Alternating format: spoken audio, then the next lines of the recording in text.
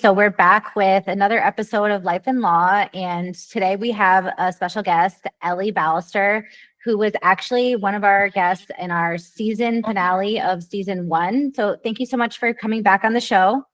Yes, of course. I'm glad to be back on the other side of things a little bit.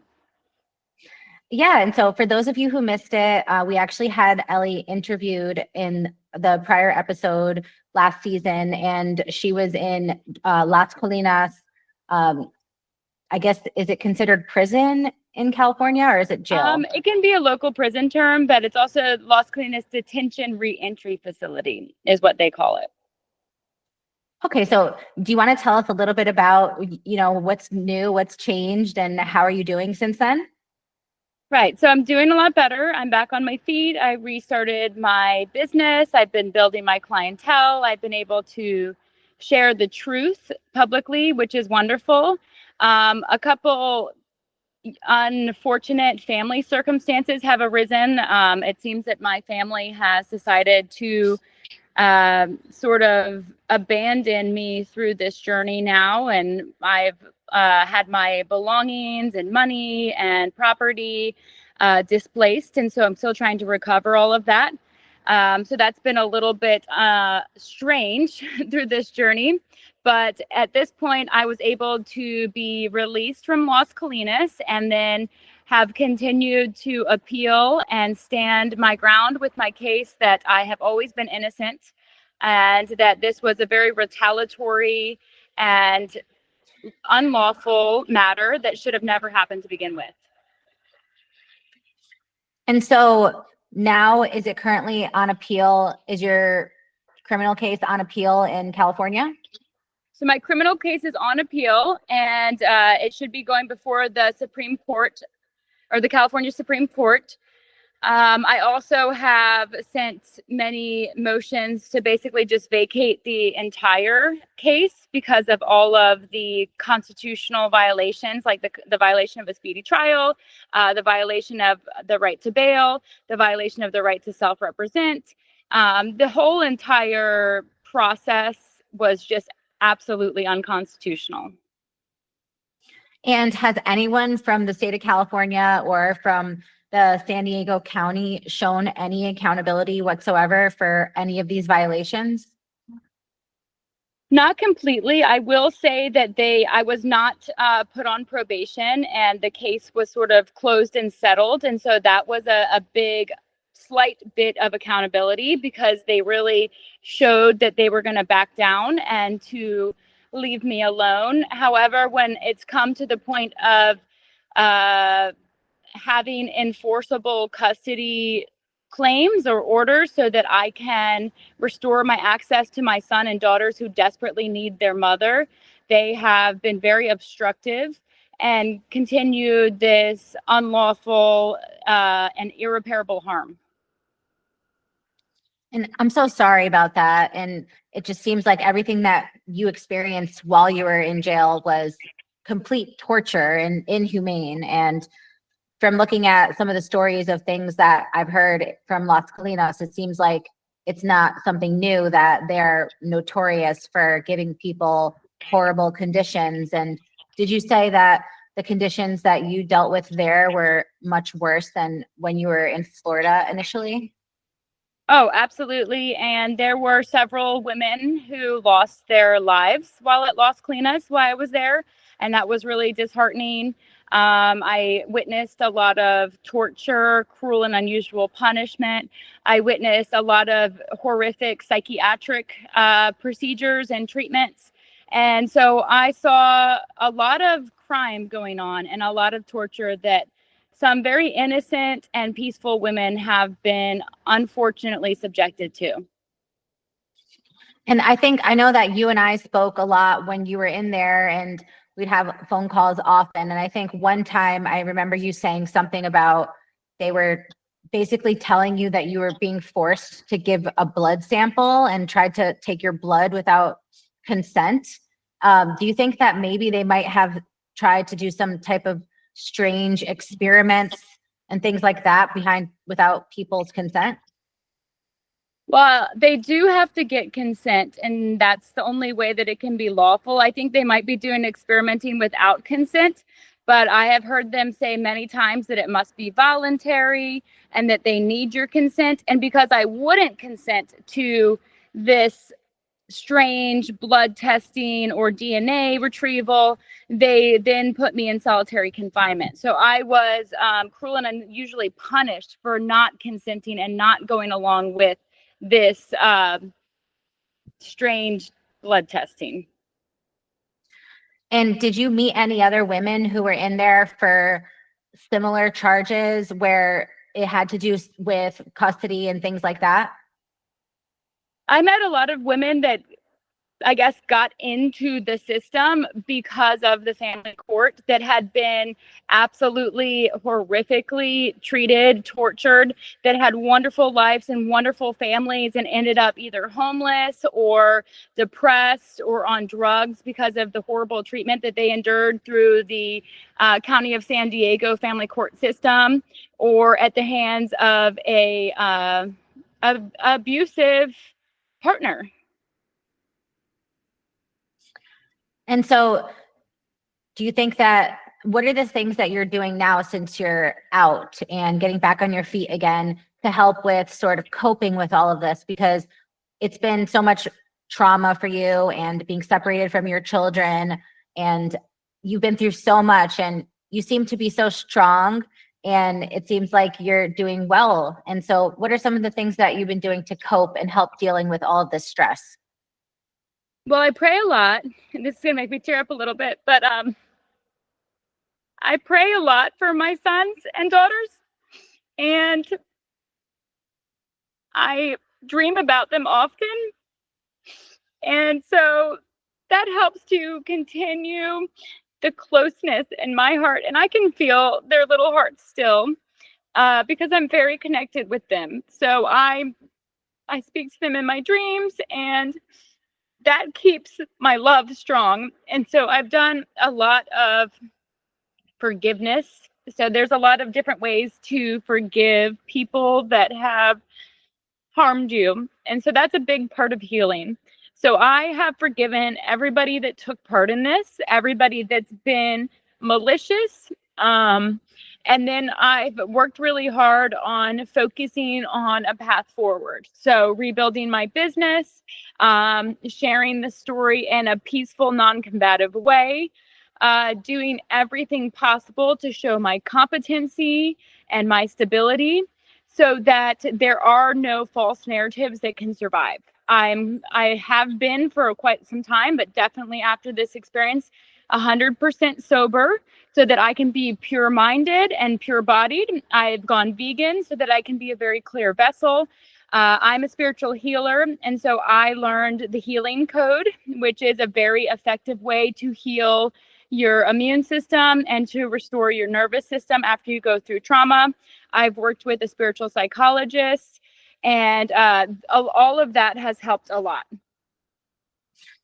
That's good. And I think it's good that you're using different tools and resources. And you mentioned forgiveness. And I think for myself and a lot of people, it's one of the hardest things to do because, you know, they say you do it for yourself, not for them. But to be able to actually let go and forgive and not hold on to the anger and the hate is something that I think is really hard. So do you think that doing that makes you feel better and really like release a lot of that inner anger?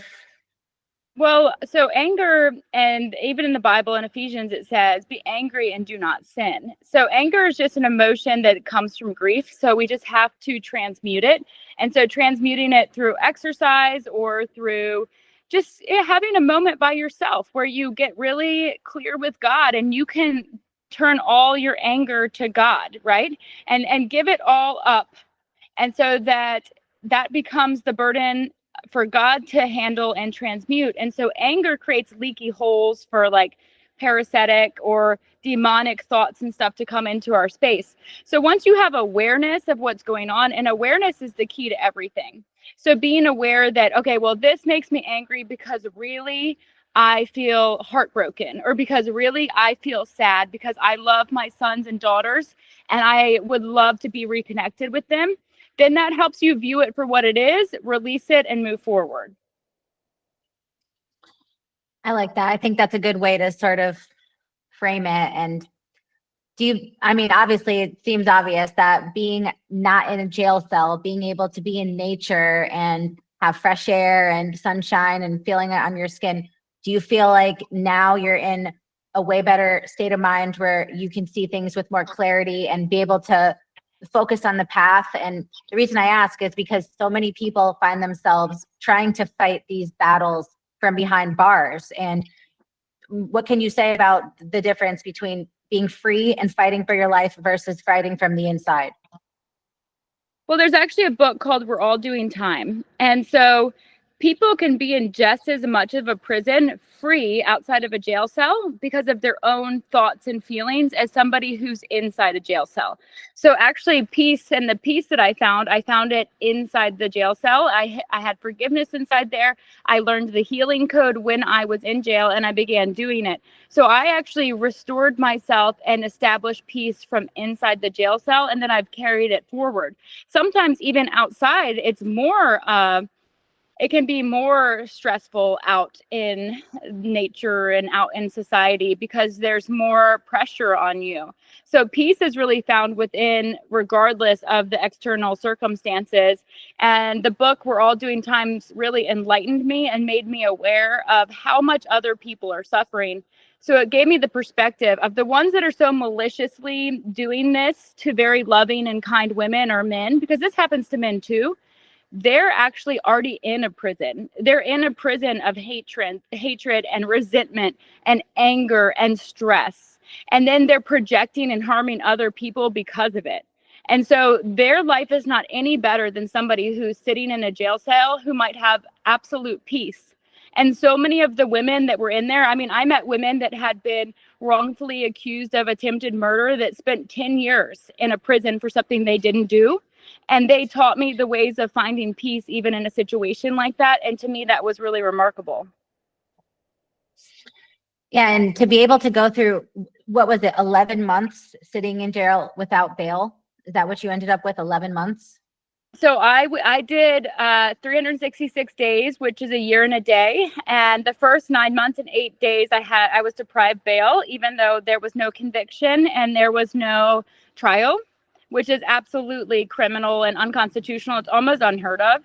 And then after that, I was unlawfully targeted again with a no bail bench warrant for a court date in which I especially appeared over the phone.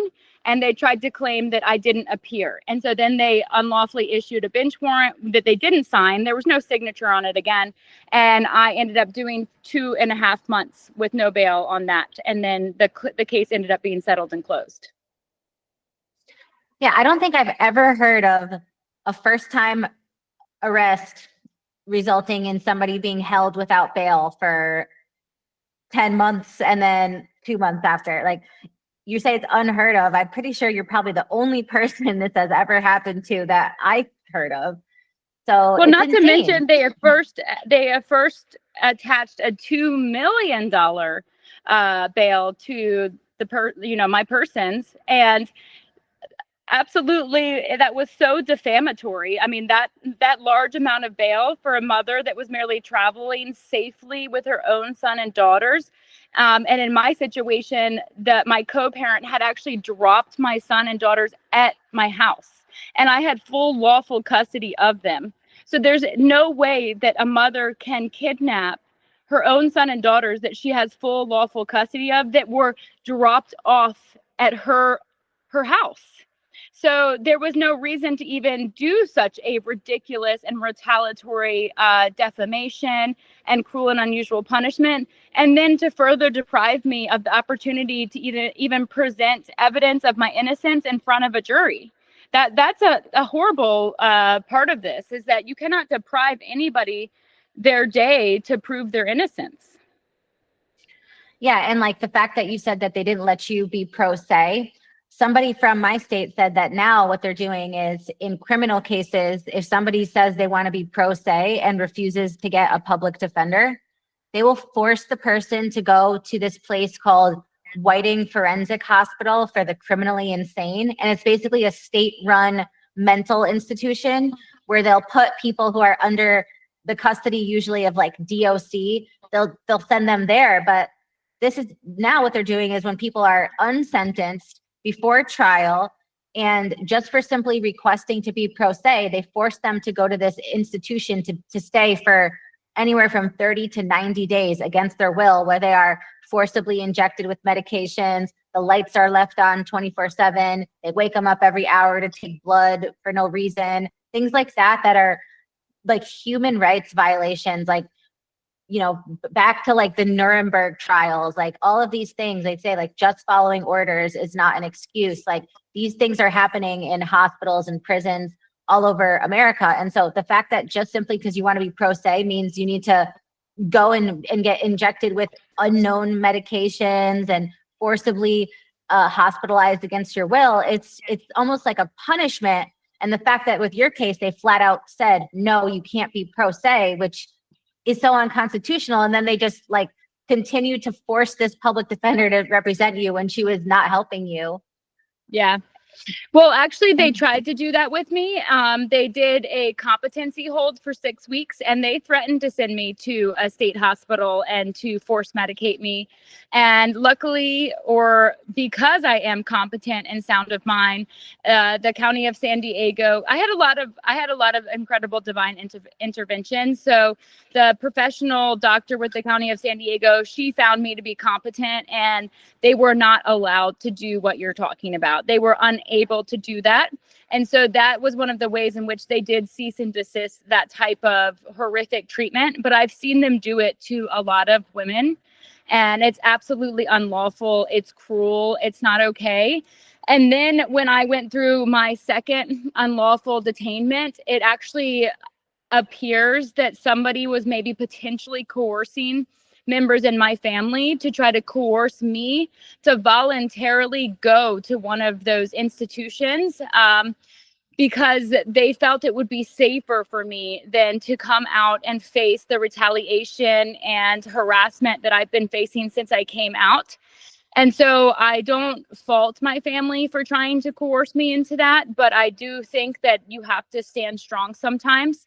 And because of all this harassment, I've actually had to hire a security team and private investigators and private investigative journalists to protect me, because it's pretty severe, the potential for retaliation when you come out of something like this and you have come out without being institutionalized and you have a claim of competency.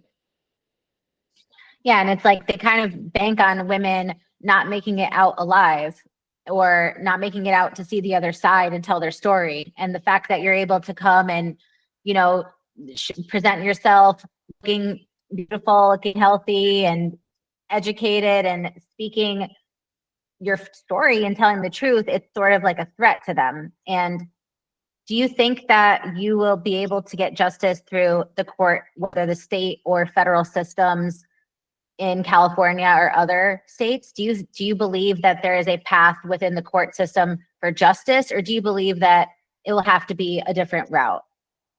So I will be getting justice, but it's going to be through the international realm. And so that's where my case is going to go before. It's going to be an international court. And through that, I will be getting justice. And so will my sons and daughters. And because I am an Indigenous woman with protected treaty rights, and they've all been everybody's been noticed, and I have the lawful ability to stand on these treaty protections, the case is going to really move forward internationally. And I think with the help of my security team and some of the private investigators, as well as, I mean, this story has gone so public that I have some very prominent men and women that really want to help, and the amount of reach out that I've had and the amount of people that want to make sure that this gets to the international arena and that justice is served is actually much greater than I expected. That's good. And it's kind of sad that, it has come to that extreme, but sometimes when in extreme situations, you need to do extreme things, and taking it to the international level also makes it available for international media to report on it. And sometimes you see like local media sources will not want to make the judges look bad. They don't want to put bad press on themselves. But when you take it outside their jurisdiction and they see a mother of 5 children who hasn't seen their kids in going on 2 years, it's unheard of. I mean, you don't do drugs, you don't abuse your kids, you don't neglect your kids. You've given your kids a great life and been all about your children. And I think that, you have a lot of followers. You have a huge like following on social media, and you've been like a big like social media personality for many years. And it seems like now you're back on TikTok, you're on Facebook. Do you feel like now more comfortable talking about what happened versus before? Do you think now you're more open about it? Yeah, I think I was really terrorized and traumatized from speaking completely about it. But the good thing is that I think that accountability needs to be put on the right shoulders. So a lot of people want to put the accountability on these judicial officers. And while they are accountable for their errors, the real accountability needs to go on the shoulders of the actual abuser, right? So that would be my ex-husband. He brought this matter forward. He started the controversy in our family. He was the one harming our daughter. He was the one that was harming our older children and scaring and terrorizing them. He's the one that has harmed and terrorized me with his false narrative and his lies. And so the real accountability needs to be put on him. And then the team that has enabled him to create this false narrative, to cause such defamation, harm, cruel and unusual punishment. And that's where you then hold the officials, actors, and agents liable for basically enabling a man like that to do this much harm. So that's where the strategy is going to be more like the real abuser is the one who's doing it. And then any of these agents, actors, and government officials that want to continue to enable it, they've been noticed and notified that if you continue to enable that's where your liability comes into play. So they've all had the option to either stand down, which actually several of them have. I had a lot of judicial officers that wouldn't even have this matter presented before them. So I'll give some of them the credit that they showed some form of integrity and judicial, they followed their judicial canons, because they wouldn't even touch this case, right? So we have to there's always some good guys within the bad guys, right? And there's a lot of undercover. This is one thing that people don't completely realize. There's a lot of people undercover that are witnessing all the crimes that are taking place.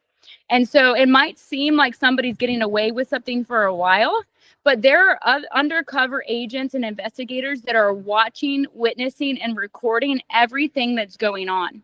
And a lot of times what I found is that these abusers and their enablers, they're very sloppy. They have a lot of conversations, a lot of email conversations about what they're doing.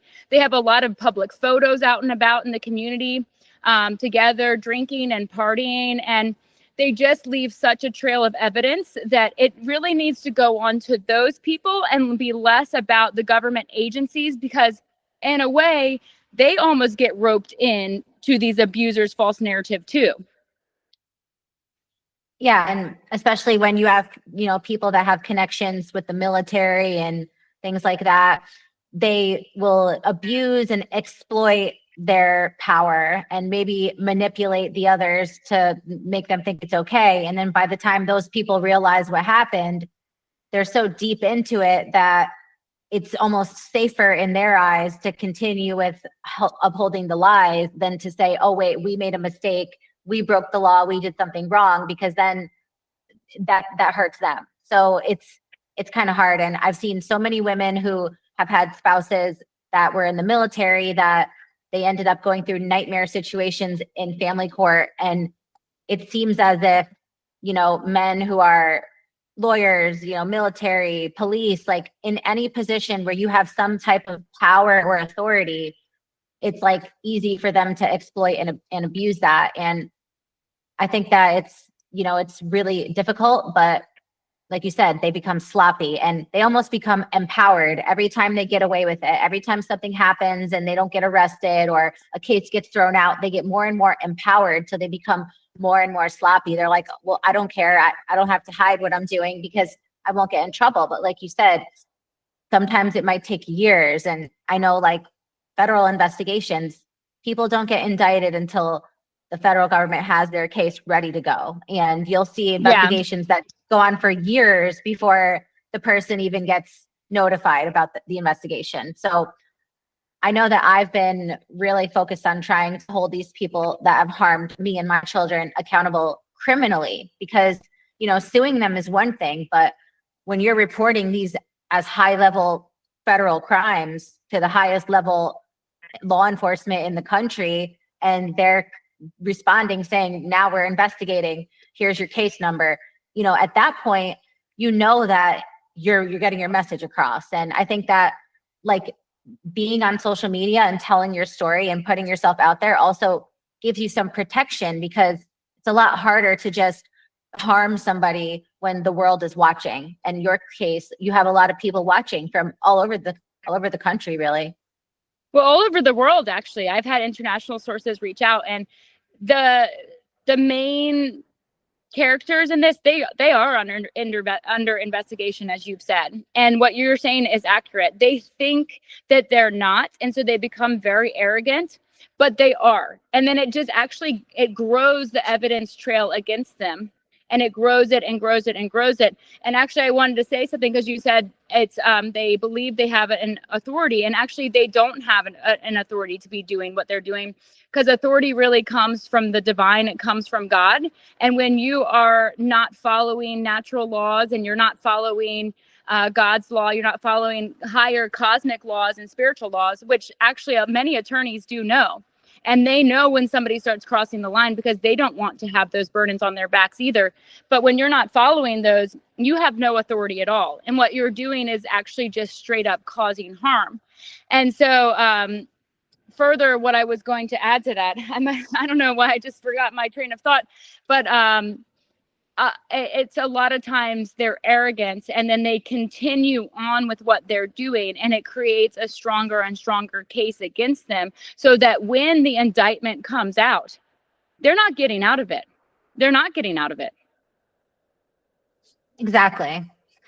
And really, like these men, a lot of them, they get off on the power trip. They need that control. As soon as you want to leave the marriage or leave the relationship, all of a sudden, we need to attack. We need to, go after you, because God forbid you're going to go be happy without me. That's how a lot of them think, that have these like control issues. And in the end, the only people who get hurt are the children who are getting caught in the middle. And I can only imagine, how do your kids feel? You have 5 children and you haven't seen any of your kids now in like a year and a half or longer. Well, I was with my youngest sons up until this second incarceration. And unfortunately, because of a lot of the pressures on my family and the coercion and a lot of the miscommunication, that's really what's going on. There's a really grave misunderstanding of this case. And there's been a lot of blame shifting onto me. And there's a lot of lack of knowledge that the one who really is doing the crimes is being investigated, and they will be brought to an indictment. And I am just taking the brunt force of it right now. And then also, I think there's a lot of misguidance to the sheriffs and some of these law enforcement agencies, where they believe that they have some sort of qualified immunity, when in fact they do not have that. And so they act very recklessly, and then they can be on the receiving end of criminal and federal indictments as well, for attempted murder, kidnapping, for 18 USC 241 and 242. And they actually have more liability than some of these abusers, because they can lose everything when they don't follow the law, and when they go after these false allegations and they don't properly make sure that they are following things to a T. They don't have this qualified immunity that they think they do. They might get away with it for a little while, but they really don't have it. And my goal with making this statement is that these officers and law enforcement, if they're really out there trying to protect the peace and just do their job, they need to become aware of how much liability they really have and the fact that they don't have qualified immunity. Yeah, and it's like, I think that any officer, I think they have a duty that if they're given an order that is unconstitutional or illegal, they have a duty to disobey that order. And you even see people that are military right now saying, I took an oath, I have a duty, I'm not going to follow this order, that order, because it goes against human rights and the Constitution. And I think that we need to see more people who are not scared, people in those positions who are not scared to stand up and say, no, I'm not going to just follow what I'm being told. I'm going to question this and verify it before I just blindly enforce something that doesn't feel right. And so, you know, I would say that those are, if there are officers in the military coming forward and doing that they are very wise, because the tables are rapidly turning right now. And they do have an oath to uphold the Constitution for the United States, 1787. And they actually do take on liability when they violate it. They might not think that they are, but they actually are. And in my situation, that's been heavily a part of this, because I'm dealing with a military officer that is depriving and also conspiring to deprive fundamental rights that are protected not only by treaty protection, but also the Constitution for the United States. And he's not just depriving me, he's depriving my son and daughters too. And so he has a huge and heavy liability, but his arrogance has not allowed him to act with honor, with clean hands, or with good faith. And those things, it might take time for those to come forward, but they will come forward. Yeah, and then doesn't the military have their own, process of disciplining, and people can be reported to their higher ups as well for misconduct, both on and off duty? Yeah, absolutely. And that's definitely a process. And at first, the military will be rather protective of some of these officers. But when there's a reoccurring pattern and just it becomes so obvious that it's happening, there even will become pressure that's put on them, especially right now with the changing environment in America, because there's a lot of change happening and there's a new administration that has a lot of different standards and protocols and way in which they're holding some of these officers accountable. And so if anything at this time, if somebody's in the military, they should really, really take the time to truly think about the actions that they're taking and the fact that they can be held liable in international court for torture, for human rights violations. And that's a very severe consequence and punishments. Like, we're talking Guantanamo Bay. And those are things that they should truly consider before acting just based off something that they believe to be in order. Absolutely. And so, I mean, what do you think was, the motivation behind all this? Do you think it was money? Do you think it was covering up abuse? What was the main nucleus that caused all this? I think there were varying levels of nucleus, right? So I think some of it was retaliation because I exposed a rather large bribery, corruption, just unlawful scheme. And that wasn't really my intent. My intent was only to have estoppel and to have protection for my daughter and my older daughter and son. And so they took my estoppel as a reason to retaliate. And that's really offhand. It's not okay. And then I think there was a lot of retaliation because of fear around exposure of potential sexual abuse or physical harm to my sons and daughters, and any further exposure. And then there was a lot of what appears to be intent to deprive my right to entitlement to a retirement, or to cause financial duress, or to silence me. And so the intent appears to be pretty clear. I think that it got to a certain level where some of the higher up players might have brought upon a stand down order, but it seems like some of the low level don't seem to be following whatever stand down order was given to them. And do you believe that there's also a lot of statewide corruption, not just with a county level? I know that I've seen lots of different celebrities speaking out, like example, Spencer Pratt mentioning a lot of stuff going on with Governor Newsom and misuse of funding and things like that. Do you think that California has some serious problems on a higher level in the state as well that impacted what happened with you? I think that they have. I will say it appears that there were a few undercover actors and agents within the state of California system that did stand up and work to actively get me out of this situation. So I think there's a mix going on. And I think the ones that are corrupt and have committed these crimes need to realize that there are people undercover watching them, and that they're not as, they shouldn't be as arrogant as they have been.